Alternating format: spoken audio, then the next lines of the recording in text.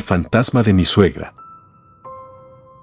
Aquella neblinosa mañana, algo llamó la atención de mi hijo de 4 años mientras cruzábamos por el frente del cementerio.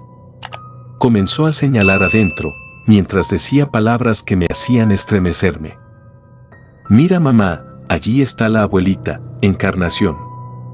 ¿Y por qué está llorando? Ya ella regresó del cielo». No sabía qué contestar ante todas aquellas preguntas que me hacía mi hijo. Estaba muy asustada. Él saltaba de alegría diciendo que su abuela estaba ahí dentro y que le hacía señas para que entrara junto con ella a aquel lugar. «Vamos ya, ese no es un buen lugar para un niño», le dije, agarrándolo del brazo para impedir que siguiera corriendo en dirección al portón del cementerio, que se encontraba abierto. Él comenzó a gritar mientras decía que quería irse con su abuelita, que lo dejara. «Basta ya, niño, no colmes mi paciencia», lo agarré muy fuerte y prácticamente arrastrándolo me lo llevé de allí. Luego, hice señas a un taxi que afortunadamente pasaba y como pude lo llevé hasta allí. Estaba aterrada. Aquella maldita mujer no me dejaba en paz ni después de muerta. Mientras su hijo vivía, se dedicó a hacerme la vida imposible y ahora, después de llevarse a mi esposo con ella. ¿Qué pretendía? No quise contestar mi pregunta, porque la respuesta me aterraba. Fue necesario obligar a Jairo a entrar en el taxi, porque se negaba a hacerlo y se retorcía con una pataleta, para después, por fin, marcharnos de allí. La abuela de mi hijo había muerto hacía unos meses, de una manera un poco misteriosa, como misteriosa también fue su existencia misma. Poco después, falleció también Jacinto en un accidente de tránsito, cuando su auto cayó de aquel puente. Ella era sacerdotisa de una religión de dioses paganos.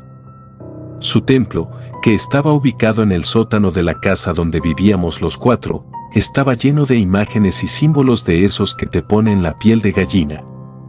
Entré allí solo una vez, pero lo que vi fue suficiente para no querer volver a hacerlo. En el centro se alzaba majestuosa la imagen del macho cabrío, y por todos los rincones se encontraban figuras demoníacas en miniatura, con ofrendas que le habían llevado los fieles de aquella religión tan macabra. En las paredes, aquellos cuadros que mostraban imágenes de los principales príncipes del reino del mal, que se veían tan reales que al mirarlas te hacían sentir estupor. Cuando comencé con su hijo, ella no ocultó su enojo. Pues decía que yo era muy poca cosa, una sin gracia y que Jacinto podía aspirar a algo mejor. Por lo tanto, nuestras relaciones nunca fueron buenas, pero después de que Jairo naciera, comenzó a aceptarme y a tratarme mejor, al menos aparentemente. Decía que mi hijo sería su heredero, que le dejaría ese maldito don que tenía ella, para lidiar con demonios y servirles como esclava fiel. Por supuesto, yo siempre me negué a eso, también a participar en aquellos rituales satánicos, porque fui educada en la fe católica, pero ella insistía y me decía que si yo no accedía y cumplía sus designios, se encargaría personalmente de que perdiera a todos mis seres queridos y hasta alejaría a Jaime de mí, para siempre. Confieso que cuando ella murió, sentí alivio. Pues ya no tendría que convivir con su energía negativa a mi alrededor y su acoso todo el tiempo, ni con aquel sobresalto que sentía cuando la veía cerca de mi hijo, pero las cosas no serían tan fáciles como yo pensaba. Murió su cuerpo, pero su espíritu seguiría errante para atormentarme la existencia y arrebatarme lo único bueno que me quedaba en esta vida, a mi pequeño hijo Jairo. El taxi detuvo su paso justo al frente de mi casa, como yo se lo pedí. Le pedí al chofer el pago por su servicio y luego tomé a mi hijo de la mano para entrar a mi casa. Sin embargo, Jairo ya había dejado de llorar, pero todavía tenía aquella cara de molestia. En ese momento comenzaron a suceder muchas cosas para las que no tenía una explicación lógica. Jack, mi perro, salió corriendo a nuestro encuentro, pero no como otras veces en que saltaba de alegría por nuestra llegada. Pues esta vez gruñía de forma amenazante, enseñándome aquellos colmillos y con aquellos ojos tan raros, pues tenían un brillo extraño que nunca antes había visto en él. Era como si mi perro estuviera poseído por algún ser oscuro. ¿Qué rayos te pasa, perro loco?, dije, amagándole con mi cartera, mientras con mucho cuidado y sin quitarle los ojos de encima a aquel animal, me agachaba para agarrar un palo que estaba allí sobre el césped del patio, para intentar defenderme de un posible ataque. Le di la llave a Jairo y le dije que fuera abriendo la puerta mientras yo intentaba deshacerme de aquel perro endemoniado. El perro ni siquiera se volteó a ver por donde iba mi hijo. Estaba claro que su asunto no era con él, sino conmigo. «Vamos, Jack, ¿qué te sucede, amigo?», le decía intentando calmar el mal genio de mi perro, que parecía no reconocerme. Pues seguía gruñendo y mostrándome sus colmillos. Lentamente comencé a caminar prácticamente marcha atrás, para no quitar los ojos de él. Casi llegaba a la puerta que ya había abierto Jairo cuando me atacó. Sin pensarlo, le propiné un golpe con el palo que tenía en las manos y lo tiré como a 2 metros de donde estaba, pero ni siquiera chilló.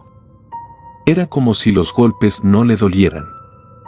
Inmediatamente después de caer, se incorporó y arremetió contra mí una vez más. Pero para ese entonces ya había logrado entrar y cerrado la puerta. Quedé detrás de esta muy asustada, intentando tomar aire y asimilar todo aquello. Aún desde dentro, podía sentir al perro detrás de la puerta arañándola con sus uñas mientras la golpeaba. ¿Qué le estaba pasando a mi perro? ¿Por qué me atacaba de esa forma? ¿Se habría contagiado con la rabia? La verdad, no entendía nada, y estaba lejos de sospechar lo que realmente estaba sucediendo. Después de unos minutos, comencé a caminar por la casa. Lo peor ya había pasado, y comencé a llamar a mi hijo, que no sabía hacia dónde había ido. «Jairo, ¿dónde estás, niño?». Pensé que seguía molesto, y decidí buscarlo yo misma. Quizás se estuviera escondiendo por malcriadez. Subí la escalera, ya que los cuartos estaban en la planta alta y seguramente se había ido allí a refugiarse. En eso caminé en silencio a través del pasillo. Me paré justo frente a la puerta del cuarto de mi hijo cuando ya estaba lista para entrar. En eso sentí la voz de su dulce voz. Me quedé unos momentos en silencio intentando escuchar lo que decía. No se podía definir bien una palabra, mucho menos una frase, porque estaba hablando muy bajito, pero parecía que mantenía una conversación con otra persona. Empujé la puerta muy despacio y entré. Jairo estaba en el suelo, sentado con los pies abiertos, jugando con sus bloques de armar. Pues ni siquiera notó mi presencia de tan concentrado que estaba. Me fui acercando y oí escuchar aquello que paralizó mi ser. «Ya no quiero seguir con ella, abuelita. Mamá no quiere que estés cerca de ti». «Jairo, mi amor, ¿con quién estás conversando?». «Con nadie, mamá. ¿No ves que estoy solo?». Dicen que los niños no mienten, pero estoy segura de que ese día mi hijo mentía. Pues sentía la presencia oscura allí.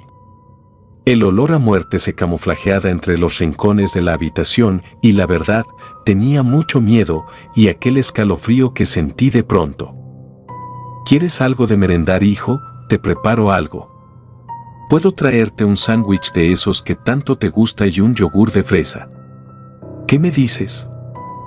A toda costa intentaba tener una conversación con él, pero mi hijo no tenía intención de permitírmelo.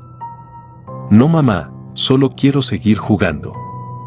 ¿Me dejas solo, por favor?». No estaba segura de que fuera lo mejor, pero decidí hacer lo que me estaba pidiendo. Solo le di un beso, salí de la habitación y cerré nuevamente la puerta. Me fui a la cocina a preparar el almuerzo. Corté las verduras para hacer la ensalada y luego cocí la carne. Cuando estuvo todo listo, llamé a mi hijo para que bajara a almorzar. No fue necesario llamarlo 2 veces, pues enseguida bajó. Ya se veía con mejor semblante y estaba más calmado. Le serví en su plato y se lo comió todo sin que tuviera que convencerlo. «¿Te gustó el almuerzo, mi amor?», dije mientras le acariciaba la pequeña mano que aún estaba sobre el mantel blanco que cubría la mesa. «Sí, mamá, me gustó mucho. Ahora me voy otra vez a mi cuarto para seguir jugando. Jairo se puso de pie y comenzó a caminar en dirección a donde estaba la escalera. Yo a toda costa seguía intentando entablar una conversación con él, pues estaba segura de que no todo estaba bien y que había algo que no me quería decir. Pues ese cambio de actitud tan repentino me preocupaba. La verdad, yo conocía a mi hijo y sabía cuando me ocultaba algo. Nene, ¿y no prefieres estar un rato aquí conmigo conversando, no sé, de algo que quieras? Pero él insistió en que quería estar en su cuarto jugando. Después de recoger la mesa, me fui a la cocina para fregar todos los trastos. Debía alimentar a mi perro y tenía miedo hacerlo, por lo extraño que estaba cuando regresé hoy a casa. Tomé su plato y puse su alimento dentro. Entreabrí un poco la puerta y con dudas comencé a llamarlo. En un momento lo vi llegar, saltando y moviendo la cola, tan juguetón como de costumbre. Pero aún así no me confiaba. No se parecía a la fiera que me recibió a mi llegada, pero igual tenía mis reservas. Me preguntaba qué le había sucedido a mi perro hacía un rato. ¿Por qué me había atacado de esa manera? En la noche, ya a la hora de dormir, pasé por el dormitorio de Jairo. Ya el niño dormía con su cabeza reposando sobre la almohada y lo observé unos minutos mientras lo arropaba. Se veía tan lindo con su pijama azul. Estaba dormido abrazado a aquel oso de peluche que le regalara su abuela cuando cumplió los 3 años y del que nunca se separaba. Ella era un ser realmente malo, de sentimientos retorcidos, pero dentro de su corazón estrecho había un lugar para Jairo. Eso no lo puedo negar, y había logrado ganarse el amor de mi hijo. En eso apagué la luz y cerré la puerta. Debía irme a descansar, aunque desconocía si iba a poder conciliar el sueño. La agonía y el estrés de sentirme acechada por un peligro para el cual no estaba preparada, ni tenía recursos para enfrentar, me estaban carcomiendo el alma, además de presentir que la vida de mi pequeño hijo corría un grave peligro. No soy una persona que usualmente se desvele, por lo general duermo bien, pero esa noche la preocupación y los últimos acontecimientos lograron quitarme el sueño. Sé que me dormí tarde. Desperté de pronto con un frío muy fuerte. Quise taparme con la cobija, pero no lo logré. No podía moverme, aunque juro que lo intenté. Comencé a sentir susurros rarísimos cerca de mis oídos, aquella voz que repetía mi nombre de aquella manera escalofriante. María, estoy aquí, y voy a llevarme a tu hijo conmigo. Comencé a ponerme nerviosa, porque reconocía aquella maldita voz, aquel espíritu errante que volvía del inframundo para torturarme. Intenté levantarme otra vez, pero mi cuerpo inerte no respondía a las órdenes de mi cerebro. La vi caminar delante de mi cama con aquel vestido tan negro, como negra también fue su existencia misma, y aquella risa macabra retumbaba en mis oídos como campanazos a quemarropa. La vi danzar su danza satánica, como aquella vez que por error entré al sótano, cuando ella presidía su ritual. Estaba segura de que era ella, aunque ahora tuviera una mirada aún más aterradora, y sus movimientos más definidos que cuando era una simple mortal servidora de las tinieblas. Después se acercó de nuevo a la cama, esta vez por donde yo tenía mis pies. Lentamente comenzó a subirse hasta tener todo su cuerpo encima del mío. Pues quería estar bien cerca para que el daño que me hacía fuera mayor. Podía sentir su olor putrefacto y a carne quemada y azufre, y sus manos rasposas como lima nueva al contacto con mi piel, y aquel aliento tan frío que hacía contacto con mi rostro. Maldita, vas a arrepentirte de haberte cruzado en mi camino, voy a llevarme a tu hijo conmigo, así como me llevé a tu marido, y allá en el inframundo vamos a ser una familia como siempre quise, sin tu molesta presencia, me dijo y luego comenzó a reír a carcajadas. Aunque intentaba reaccionar, no lo lograba. Pues estaba como hechizada, no sabría decirles con certeza qué era. Creo que fue una mezcla entre el miedo que sentía y la impotencia de no poder reaccionar ante todo aquello. Sin poder evitarlo, comencé a llorar. Al fin pude reaccionar y sentarme súbitamente en la cama. Fue la tibia mano de Jairo que me acarició mientras me decía: «Mamita, me hice pipí en la cama». Delante de mí estaba Jairo, con su pijama húmedo y su osito de peluche agarrado de una mano. Un sollozo se me escapó de manera involuntaria. Abracé a mi hijo como nunca antes lo había hecho, aunque me considero una madre amorosa y consentidora con él. Pues amaba a mi hijo más que a todo en mi vida, y el solo hecho de perderlo me volvía loca. Las lágrimas salían de mis ojos sin que pudiera evitarlo, y los sollozos me dejaban sin aliento. Jaime me miraba sin decir una palabra, hasta que después de unos minutos secó mis lágrimas con sus pequeñas manos, mientras me decía aquellas palabras: «Mamita, ya no llores, yo te prometo que nunca más volveré a hacerme pipí en la cama». Estaba desesperada. Tenía a mi bebé delante de mí, casi llorando, sintiéndose culpable de mi dolor, y no podía explicarle lo que estaba pasando realmente. Y también aquel sentimiento de impotencia de saberlo en peligro y no saber qué hacer. Entonces decidí visitar a una curandera que vivía en mi pueblo. Era conocida por el apodo de Lola la Milagrosa, descendiente de gitanos, pues tenía el don de comunicarse con los espíritus, y hacía trabajos de hechicería para romper maldiciones y despegar a los muertos encarnados de los vivos. Nunca fui muy devota a ese tipo de religión, pero en mi situación actual fue la única salida que encontré. Entonces fui a visitarla de la mano de Jairo. Ella me mandó a entrar y a tomar asiento en aquella silla que estaba junto a la mesa de consulta delante de los altares. «Pero el niño tiene que salir», me dijo. «No te preocupes, aquí los muertos no entran a menos que yo los convoque. Yo sé que tienes miedo, y motivo para sentirlo tienes, pero yo voy a ayudarte». Lisa, llamó, y la joven de la trenza larga, que entró abriendo con sus manos la cortina roja.